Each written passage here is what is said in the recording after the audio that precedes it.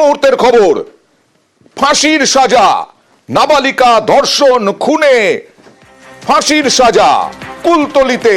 2 মাসেই বিচার পেল কুলতলি।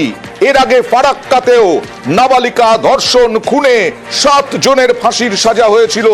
এবার কুলতলিতে 2 মাসেই বিচার পেল কুলতলি। ধর্ষণ খুনে ফাঁসি, 2 মাসে দোষী সাব্যস্ত করে সাজা ঘোষণা।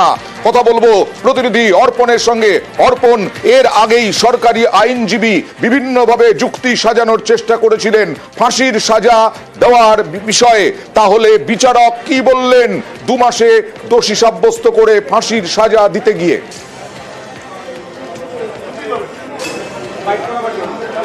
একদমই দেখো, তাৎপর্যপূর্ণ এই রায়, গুরুত্বপূর্ণ এই পুলিশ এবং বিচার প্রক্রিয়ার দিকে প্রথম থেকেই যে অভিযোগগুলো আনা হচ্ছিল পুলিশের পক্ষ থেকে, তাদের যা যুক্তি ছিল সেই যুক্তির ভিত্তিতে এই 35 দিন ধরে টানা শুনানি চলে এবং অবশেষে মাত্র 62 দিনের মাথায় এই মৃত্যুদণ্ড দিয়েছে বারুইপুর আদালত।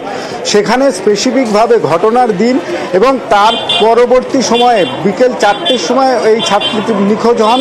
তার পরবর্তী সময়ের যে ঘটনা এবং তার এই ঘটনার পর থেকে উদ্ধার হওয়া যে এভিডেন্স, সেই এভিডেন্সের ভিত্তিতেই এই ফাঁসির সাজা।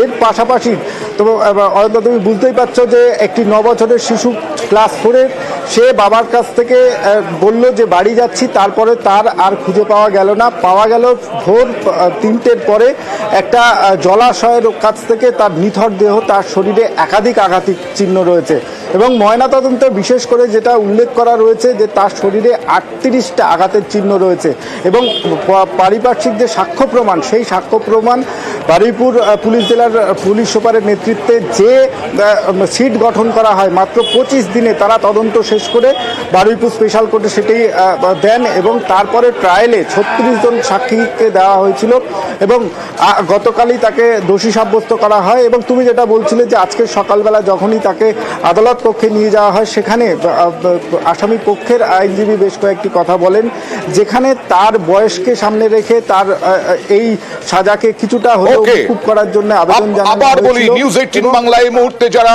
চোখ রেখেছেন, কুলতলিতে 4 অক্টোবর নাবালিকাকে ধর্ষণ খুনে 26 দিনের চার্জশিট, 2 মাসের মাথায় ফাঁসির সাজা। এই খবরেই থাকবো হেডলাইন্সের পরেই।